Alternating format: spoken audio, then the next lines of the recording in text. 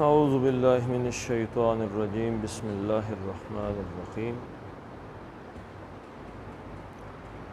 قل لا املک لنفسی نفعا ولا ضرا الا ما شاء اللہ ولو كنت اعلم الغیب لاستکثرت من الخیر وما مسنی السوء ان انا الا نذیر وبشیر لقوم یؤمنون صدق اللہ العظیم۔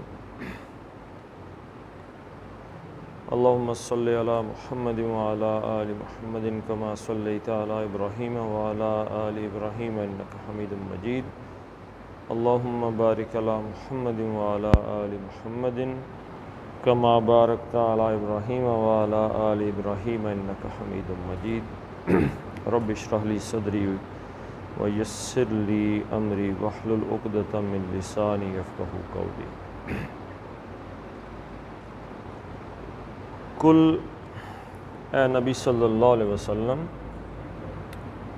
فرما دیں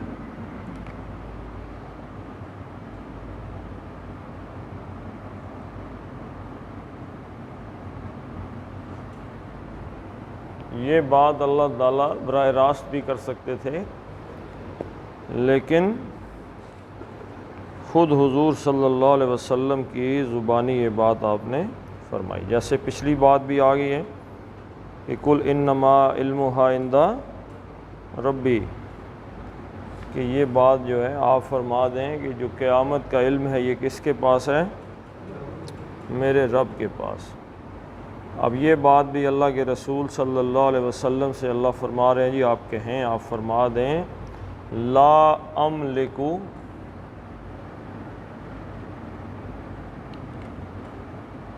لا نہیں،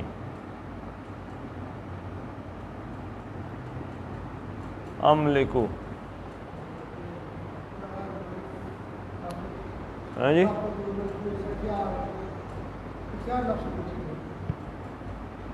ملک سے ہے، ملک،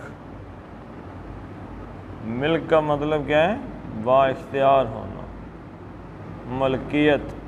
ملکیت کا مطلب کیا ہوتا ہے جی؟ کہ بندے کا اختیار ہے ٹو ڈسپوز آف، کہ وہ اس چیز کا کچھ بھی کر سکتا ہے۔ بکری کا مالک ہے، وہ ذبح کر سکتا ہے، کھا سکتا ہے، بکری بیچ سکتا ہے، کسی کو ہبہ کر سکتا ہے، اللہ کے راستے میں قربان کر سکتا ہے۔ مالک جو اختیار ہے اس بکری پہ، اس کا کمپلیٹ اختیار ہے۔ اور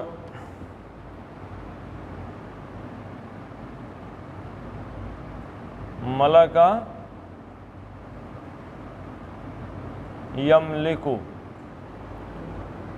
یملکو وہ اختیار رکھتا ہے، اور املکو میں اختیار رکھتا ہوں۔ یہ حمزہ یا الف کس چیز کی نشاندہی کر رہا ہے؟ متکلم کی، بات کرنے والے کی۔ املکو میں اختیار رکھتا ہوں، لا املکو میں اختیار نہیں رکھتا۔ لنفسی، لام زرلی لام تعلیل کے لیے،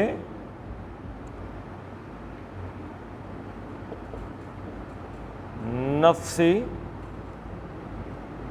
چھوٹی ہے، یہ نفسی کے نیچے زیر ویسے بھی آ جاتی، کس لیے آتی تھی؟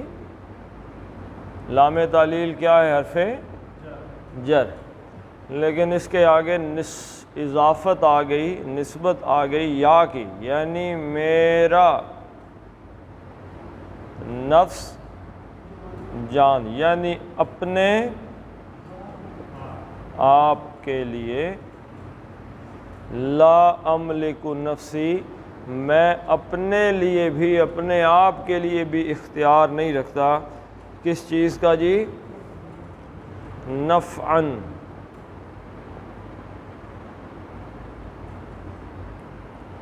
نفع کس چیز کو کہتے ہیں؟ ہاں جی، فائدہ، اضافہ۔ نفع ہو گیا مطلب کاروبار میں خسارہ ہے یا نقصان ہے یا فائدہ ہے، نفع ہے۔ نفع کا کیا مطلب ہے؟ زیادہ مل گیا۔ نفعاً، نہ کسی فائدے کا کوئی اختیار ہے، ولا ضرراً، اور لا، نہ ہی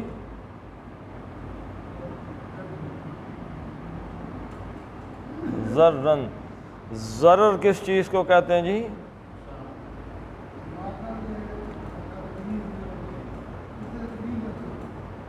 ضرر تکلیف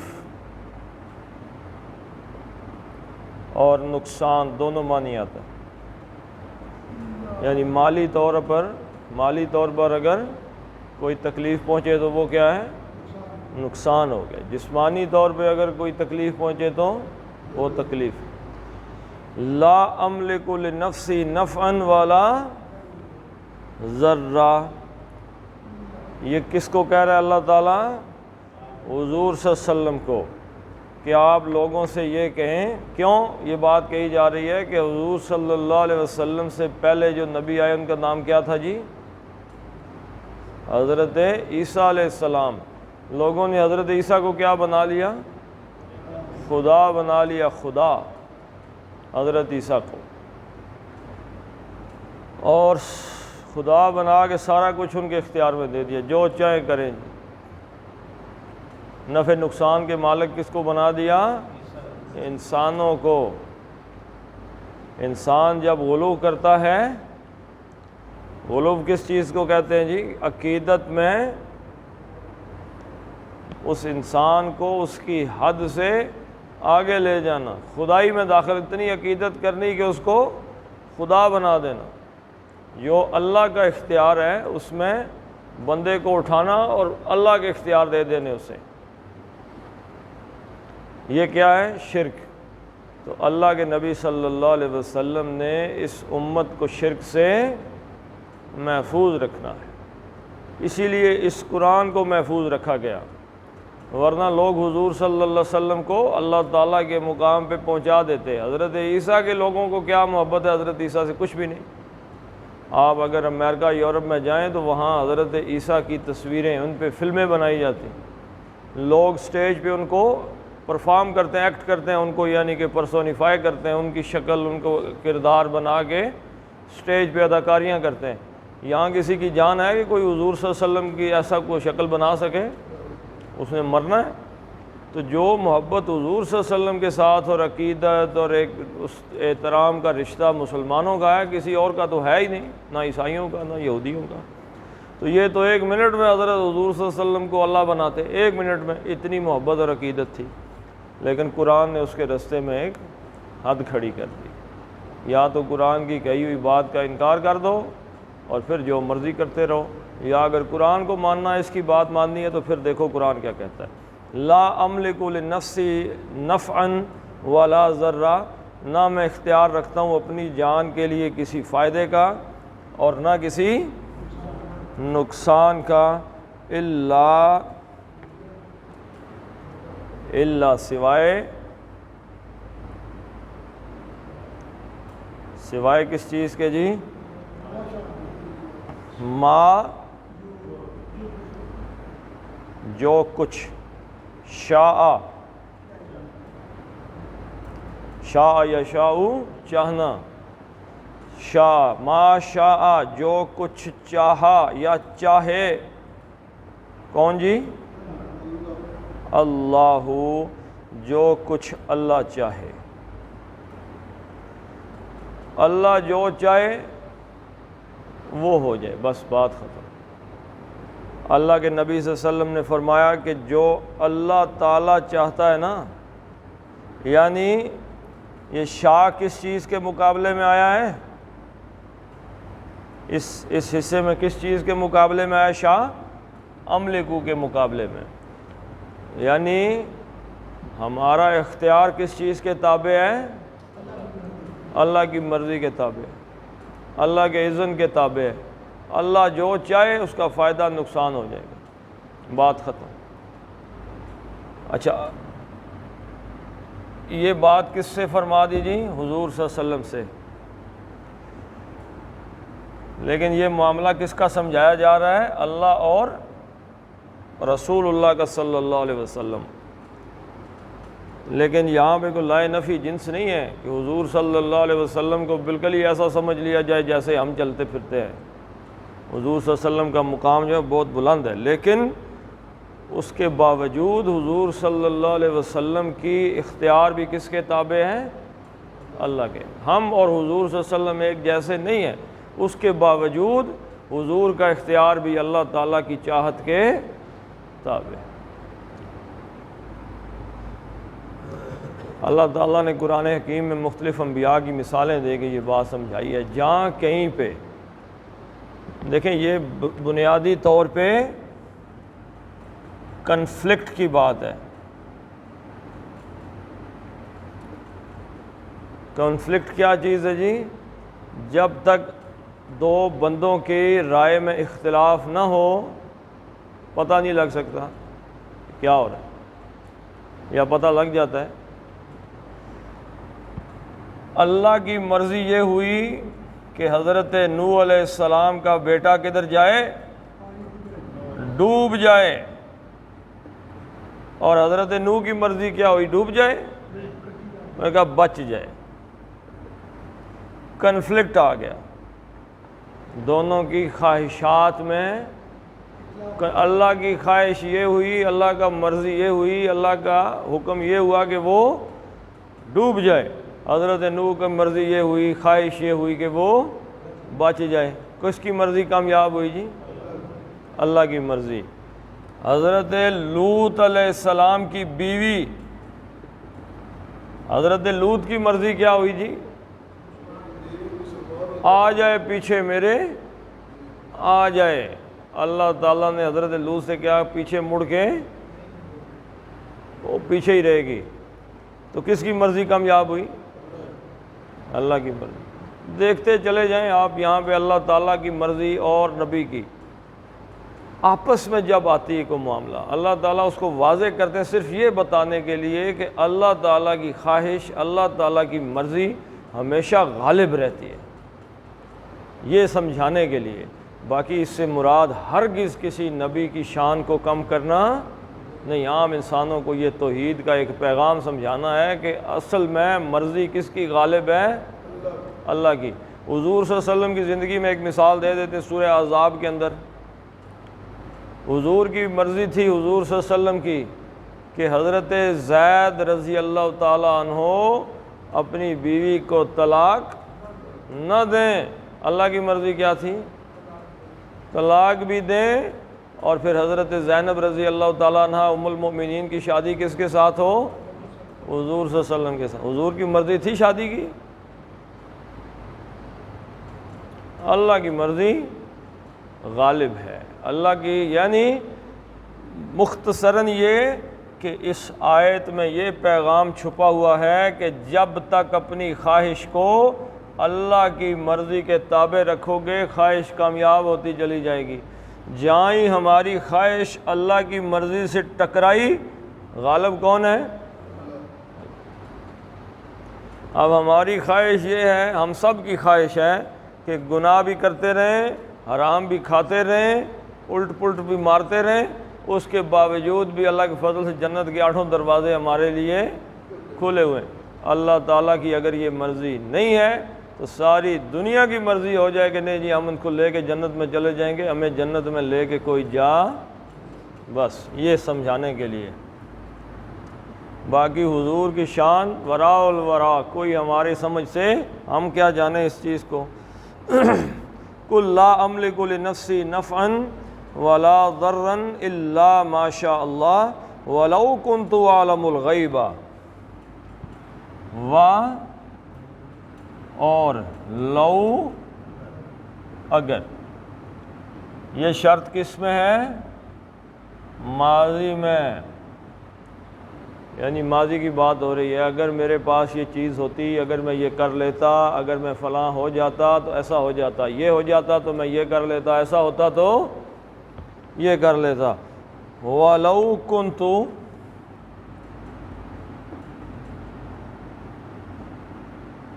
کنتو کا کیا مطلب ہے جی؟ کانا وہ تھا، کنتو میں تھا، اگر میں تھا سے مراد اگر میں ہوتا، وَلَوْ كُنْتُ اگر میں ہوتا، عالم، عالم کا کیا مطلب ہے؟ جاننے والا، جاننے اکبرو ہے جی، عالم جاننے والا، اگر میں جانتا، اگر عالم میں جانتا، اگر وَكُنْتُ عالم اگر میں جانتا ہوتا، کس چیز کا جی؟ الغیبہ، اگر میں جانتا ہوتا کس چیز کو؟ الغیبہ کو، کس چیز کو؟ غیب کو۔ غیب کس چیز کو کہتے ہیں جی؟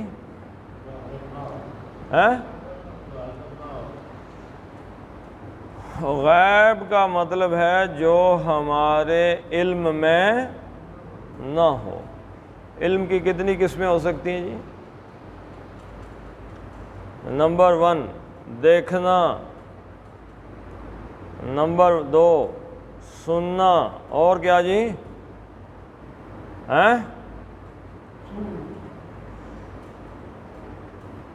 جتنی بھی باقی آپ اس میں قسمیں، چکھنا، سونگھنا، یہ وہ شامل کر لیں ساری کی سارے، اور اس میں ایک چھٹی حص بھی شامل کر لیں کہ آدمی کو کچھ اندازہ ہو جاتا ہے کہ جیسے کچھ ہونے لگا ہے۔ یہ علم کی جتنی قسمیں بھی ہو سکتی ہیں، اس میں جو چیز نہ آتی ہے اس کو کیا کہتے ہیں؟ غیب۔ یعنی آپ دیکھ، سن، چکھ، محسوس نہیں کر سکتے، فرشتے کو کر سکتے ہیں، جنت کہیں نظر آ سکتی ہے، دوزخ آ سکتی ہے، اللہ کہیں پہ نظر آئے، وہی اترتی نظر آتی ہے، یہ چیزیں نہیں سمجھ آتی جو علم میں نہ ہو۔ اگر میں جانتا ہوتا غیب کو، یہاں پہ غیب سے مراد ہے فیوچر، کہ مستقبل میں کیا آگے ہونے کیا لگا ہے، ابھی آگے یہ جو میں کام کروں گا اس کا نتیجہ یہ نکلے گا یا یہ نکلے گا۔ وَلَوْ كُنْتُ عَالَمُ الْغَيْبِ اگر میں جانتا ہوتا غیب کو، لَاسْتَكْثَرْتُ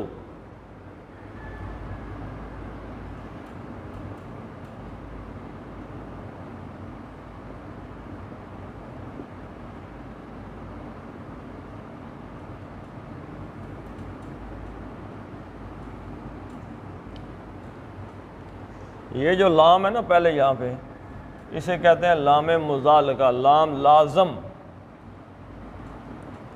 ٹھیک ہے جی، کیونکہ یہ جو الف ہے یہ لا والا نہیں ہے، یہ اس لفظ کا الف ہے۔ استکثرتا، یستکثر، سوری تا تو ہے نہیں اس میں، یہ ہے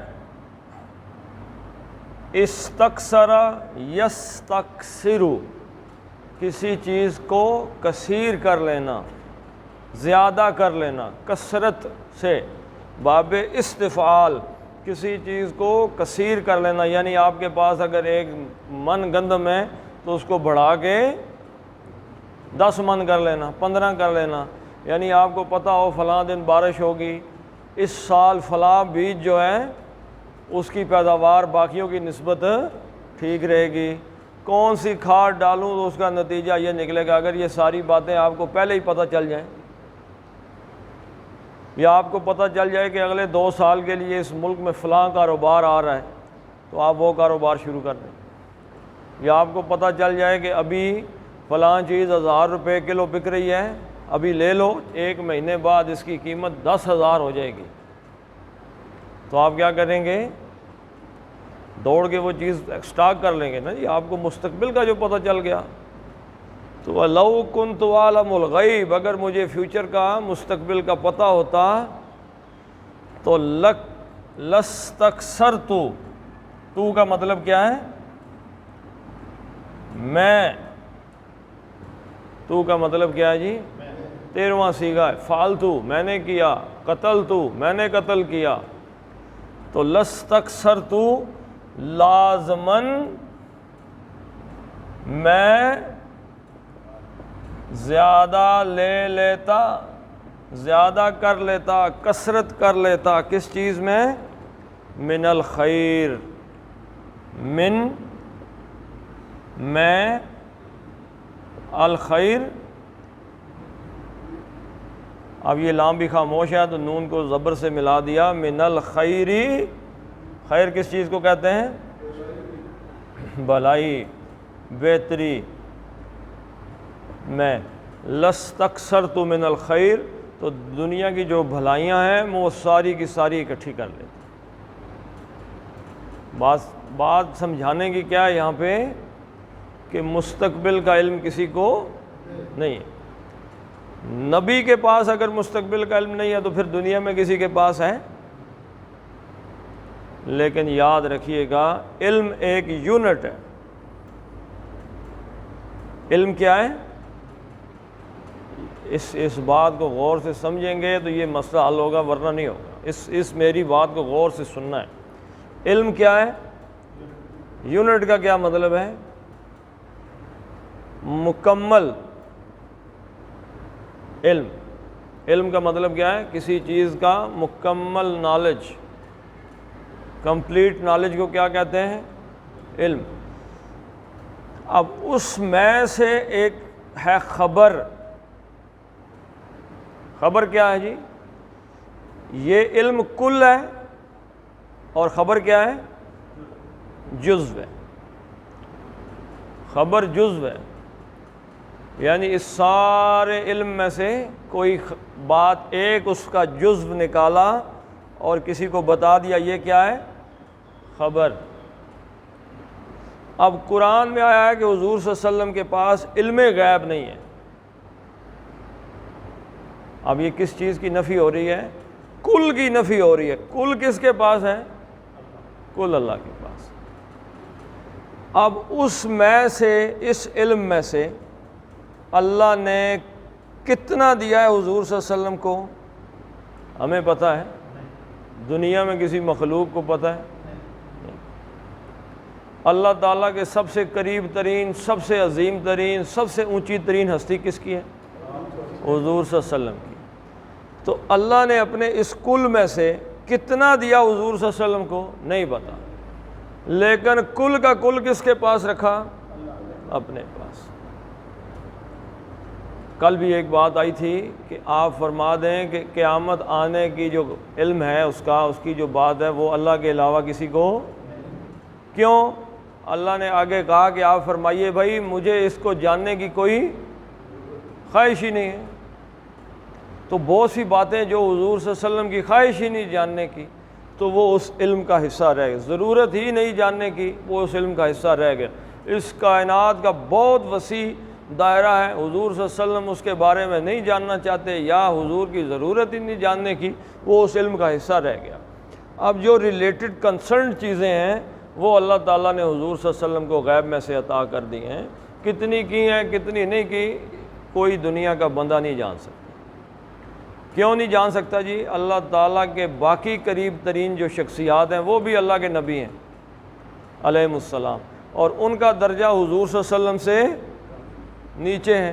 تو نیچے کے درجے کا بندہ اوپر کے بندے کے بارے میں نہیں جان سکتا۔ تو حضور کو کتنا دیا ہے اس کا ہم کچھ نہیں کہہ سکتے۔ تو یہاں پہ علم کی نفی کا مطلب یہ ہے کہ کل کی نفی کر دی کہ کنتُ عالم الغیب۔ اگر میں سارا ہی جانتا ہوتا، ہر چیز ہی جانتا ہوتا تو پھر تو میں اپنے لیے بہت کچھ بنا سکتا تھا، لیکن جو اللہ نے، ماشاء اللہ، جو اللہ نے دے دیا، جہاں پہ اللہ نے دیا ہے اس کا مقام کچھ اور ہے۔ تو لستکثرت من الغیب، تو میں زیادہ کر لیتا من الخیری، خیر میں سے اپنی بھلائیاں کامیابیاں اس کو میں زیادہ کر لیتا۔ مثلا اس کی مثال یہ ہے کہ حضور صلی اللہ علیہ وسلم کو اگر اس بات کا علم ہوتا کہ غزوہ احد والے دن کے ابھی حضرت خالد بن ولید آگے سے گھوڑے واپس لے کے آئیں گے اور کتنے بندے 70 مسلمان شہید ہو جائیں گے اور ان میں حضرت حمزہ بھی ہوں گے رضی اللہ تعالیٰ عنہ، تو حضور صلی اللہ علیہ وسلم ان کو خبردار کر دیتے کہ گھوڑے آگے سے پھر کر آئیں گے۔ یہ اللہ کی حکمتیں ہیں کہ کن باتوں سے خبردار کرنا ہے، کن سے نہیں کرنا۔ اللہ تعالیٰ حکیم الخبیر ہے، باقی ہم نہیں جانتے کہ اللہ تعالیٰ کی کیا حکمت ہے، کون سی چیز بتانی اور کون سی نہیں بتانی، اس میں کوئی کسی کی شان میں کمی نہیں۔ وَمَا مَسَّنِيَ السُّوءُ، خیر میں بھی اضافہ کر لیتا، اور ما نہیں، نہ،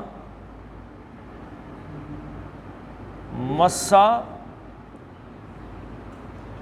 اس نے چھوا، نی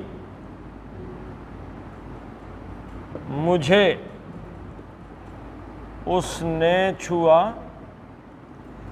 وما مسانی وہ پیچھے لو لگا ہوا ہے، اگر میں جانتا ہوتا تو میرے پاس خیر آ جاتا، اور نہ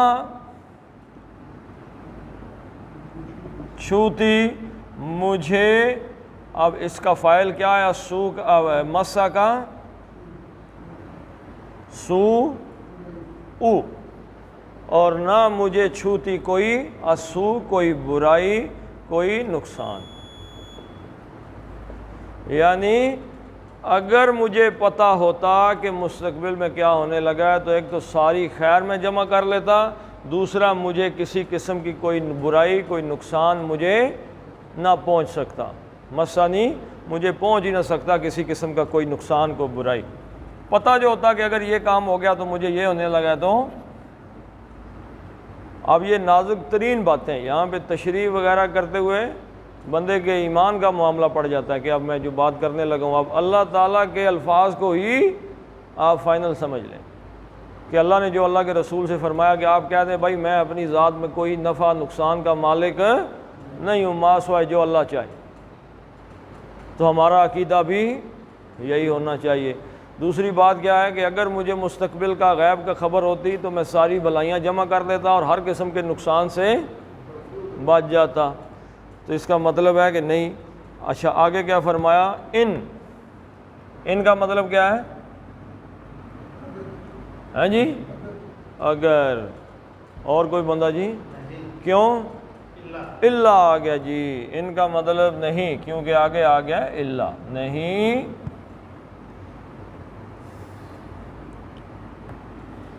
اللہ کا ترجمہ پہلے کر لیں، نہیں سوائے، انا میں، یعنی میں نہیں ہوں سوائے اس کے، نذیر،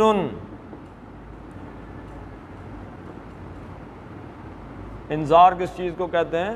خبردار کرنے کو، خبردار کرنے کو۔ وارننگ کا لفظ استعمال ہوتا ہے، وارننگ۔ آپ جائیں تو آپ کو کہیں وارننگ کا لفظ مل جائے تو آپ کے کان ایک دم آپ چوکنے ہو جائیں گے کہ کوئی مسئلہ ہے، اسی لیے وارننگ لکھا ہوا ہے۔ تو وارننگ کا مطلب خبردار کرنا، تو نذیر فعیل ان کے وزن پر ہے، خبردار کرنے والا۔ ان انا الا نذیر، میں نہیں ہوں مگر نذیر، ایک خبردار کرنے والا، و بشیر، و اور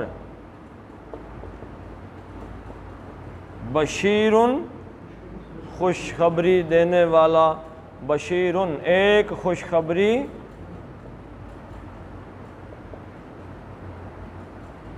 دینے والا، کس کے لیے جی؟ لقوم، لام زر لی، لام تعلیل کے لیے، قوم اس قوم کے لیے کیا کرتی ہے جو یؤمنون،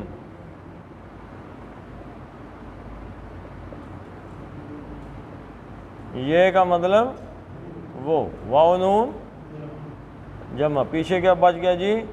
ایمان،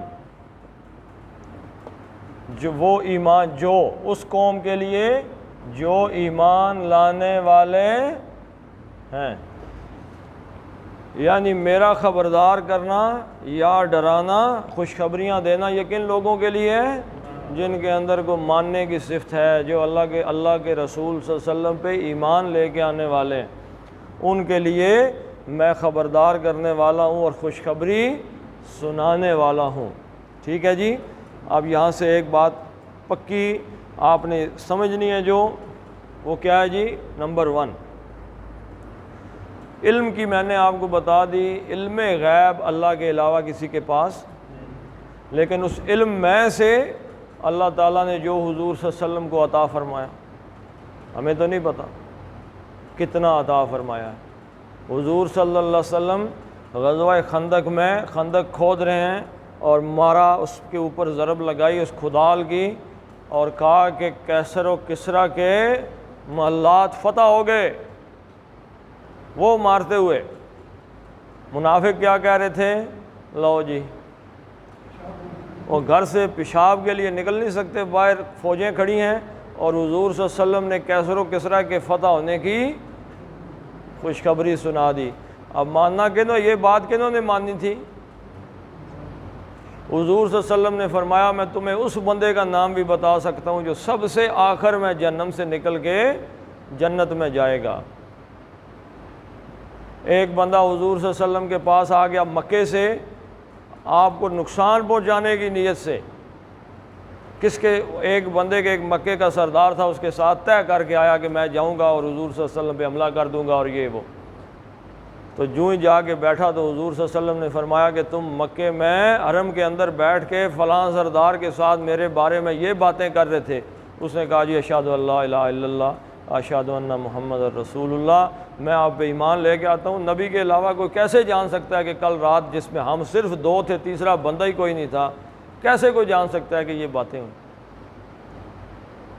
تو یہ یاد رکھیں کہ غیب کس کے پاس ہے؟ غیب اللہ کے پاس ہے۔ آج خود غیب پہ کوئی بندہ، نہ کوئی نبی، نہ کوئی شخصیت، نہ کوئی فرشتہ، نہ کوئی جن، کوئی مطلع اس پہ نہیں ہو سکتا۔ اللہ جسے چاہتا ہے، جتنا چاہتا ہے اتنا دے دیتا ہے۔ اللہ نے اپنے نبی کو جو دیا صلی اللہ علیہ وسلم، جتنا دیا، کس نے دیا؟ اللہ نے دیا۔ آج خود غیب کا علم اللہ کے رسول کے پاس نہیں، اس چیز کی نفی کر دی، علم نہیں، علم اسی کے پاس ہے، جو وہ چاہے وہ دے دے۔ ایک یہ بات ذہن میں رکھ لیں، اگر آپ کل کا کہیں گے کہ کل اللہ کا جو علم ہے وہ حضور کے پاس ہے، تو اب یہ کم گڑبڑ ہو، یہ قرآن کی نفی ہوگی۔ اس میں سے کتنا ہے ہم نہیں جانتے۔ نمبر 2 اس کے اندر کیا آ گیا جی؟ اختیار۔ اختیار کل کا کل کس کا ہے جی؟ اللہ کا۔ اللہ اس اختیار میں سے جو کچھ حضور صلی اللہ علیہ وسلم کو دے دے، ہمیں کوئی اس بات کا اندازہ ہے؟ اللہ کے نبی صلی اللہ علیہ وسلم کو جو اللہ اختیار دے دے، لیکن کل اختیار کس کے پاس ہے؟ اللہ کے پاس۔ کل اختیار اللہ کا ہی ہے، ماشاء اللہ، جو اللہ چاہے، جتنا چاہے وہ اپنے نبی کو دے دے۔ ٹھیک ہے جی۔ اور حضور صلی اللہ علیہ وسلم نے یہ جو آخر میں بات فرمائی ہے کیا ہے؟ کیا نا نذیر و بشیر، یاد رکھیے گا اس بات کا مطلب کیا ہے۔ یہ امت کے لیے بات ہے، یہ بات امت کے لیے، یہ بات سمجھنے والی ہے۔ امت کو اس بات میں نہیں پڑھنا چاہیے ان چیزوں میں کہ حضور کو غیب تھا یا نہیں تھا، اس میں بھی نہیں پڑھنا چاہیے کہ اختیار تھا کہ نہیں تھا۔ یہ ہمارے سوچنے سمجھنے کی باتیں نہیں ہیں۔ امت کو کس چیز میں پڑھنا چاہیے کہ حضور نے کن باتوں سے روکا ہے، کن باتوں سے خبردار کیا ہے، اور کن کاموں کے کرنے پر جنت کی خوشخبری سنائی ہے۔ امت کو ان چیزوں میں پڑھنا چاہیے۔ اور تیسری چیز امت کو کس کی فکر کرنی چاہیے؟ ایمان کی، اپنے ایمان کی فکر کرنی چاہیے۔ اگر امت ان کاموں میں پڑ گئی، جھگڑے پڑے ہوئے ہیں کہ حضور کو غیب کا علم تھا کہ نہیں، مولوی جناب ایک تقریر کرتا ہے تھا، دوسرا کرتا ہے نہیں تھا، ایک تقریر کرتا ہے جی حضور کو اختیار تھا، دوسرا تقریر کرتا ہے حضور کو کوئی اختیار نہیں ہے، یہ وہ باتیں ہیں کہ جس سے ہمارا ایمان فارغ ہو جائے۔ حضور کی ذات کے معاملے میں کسی کی جان ہی نہیں ہے کوئی جان سکے حضور صلی اللہ علیہ وسلم کا مقام اور اس مرتبہ کیا ہے۔ اس میں بحث کرنے سے اپنا ایمان ضائع ہو جائے گا۔ کہیں حضور کو اوپر غالب کو کسی نے کہا تھا، غالب کتنا بڑا شاعر تھا، اتنا سا دیوان لکھا ہے، آج تک غالب کے مقابلے کا کوئی شاعر پیدا نہیں ہوا۔ غالب سے کسی نے کہا کہ حضور صلی اللہ علیہ وسلم کی نعت لکھو، غالب نے ایک شعر کہا، غالب ثنائے خواجہ، کہ غالب جو نعت ہے، ثنا حمد ہے، نعت ہے جو خواجہ یعنی حضور صلی اللہ علیہ وسلم کی، غالب ثنائے خواجہ بیزداں گذاشتیم، وہ ہم نے اللہ پہ چھوڑ دیا ہے کہ وہ اللہ کے رسول کی نعت لکھیں۔ کہاں ذات پاک مرتبہ دان محمد است، کہ حضور صلی اللہ علیہ وسلم کے اصل مرتبے سے واقف صرف اللہ ہی ہے۔ کہیں ایسا نہ ہو شعر لکھوں اور مرتبے سے اوپر چلا جاؤں، کہیں ایسا نہ ہو کہ شعر لکھوں اور مرتبے سے نیچے آ جاؤں، میرا ایمان ضائع ہو جائے گا۔ غالب اور ہزار خرابیوں میں ہو سکتا ہے، لیکن اللہ کے رسول کی ذات پہ کچھ اونچ نیچ کر کے اپنی تباہی نہیں کر سکتا۔ تو یہ بہت ہی یعنی آپ سمجھ لیں کہ ننگی تار پہ چلنے والی باتیں ہیں، ننگی تلوار پہ چلنے والی باتیں ہیں کہ حضور کے ان معاملات میں ہم اپنا دخل دیں کہ غیب میں کیا ہے اور اختیار حضور کا کیا ہے، حضور کی ذات کیا ہے اور وغیرہ۔ یہ بحثیں کرنے والے آدمی آخر کار ایمان سے محروم ہو جاتے ہیں۔ ہمارا معاملہ یہ ہے کہ ہم یہ دیکھیں حضور کا ادب، حضور کا احترام، حضور کی اطاعت، اتباع، حضور سے محبت، یہ ہمارے ایمان کو بڑھانے والی ہے۔ اور یہ کہ ہم یہ دیکھیں کہ حضور نے جن کاموں سے روکا ان سے رک جائیں، جن کاموں کا کہا ہے وہ کریں، تب ہمارا ایمان محفوظ رہ سکتا ہے۔ پڑھ لیتے ہیں جی اس کو۔ قل لا املک لنفسی نفعا ولا ضرا الا ما شاء اللہ ولو کنت اعلم الغیب لاستکثرت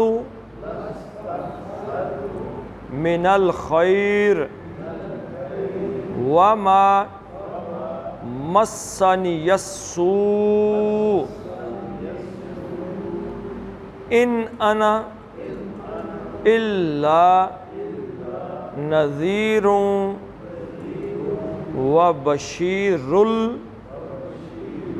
لقوم یؤمنون۔ صدق اللہ العظیم۔ اللہم صلی علی محمد وعلی آل محمد کما صلیت علی ابراہیم وعلی آل ابراہیم انک حمید مجید۔ اللہم بارک علی محمد وعلی آل محمد کما بارکت علی ابراہیم وعلی آل ابراہیم انک حمید مجید۔ اللہم اغفر لهم وارحمهم وحاسبهم حسابا یسیرا وادخلهم الجنہ واعذهم من عذاب القبر ومن عذاب النار۔ اللہم من احییتہ منا فاحیہ علی الاسلام ومن توفیتہ منا فتوفہ علی الایمان۔ اللہم اذہب الباس رب الناس واشف انت الشافی لا شفاء الا شفاؤک شفاء لا یغادر سقما۔ ربنا ظلمنا انفسنا وان لم تغفر لنا وترحمنا لنکونن من الخاسرین۔ ربنا فاغفر لنا ذنوبنا وکفر عنا سیئاتنا وتوفنا مع الابرار۔ ربنا هب لنا من ازواجنا وذریاتنا قرۃ اعین واجعلنا للمتقین اماما۔ اللہم ارحمنا فی اولادنا وفی بناتنا وفی امورنا وفی بیوتنا وفی امرنا ھذا۔ اللہم یسر لنا ھذا الامر وصلی اللہ تعالی علی خیر خلقہ محمد وآلہ وصحبہ اجمعین برحمتک یا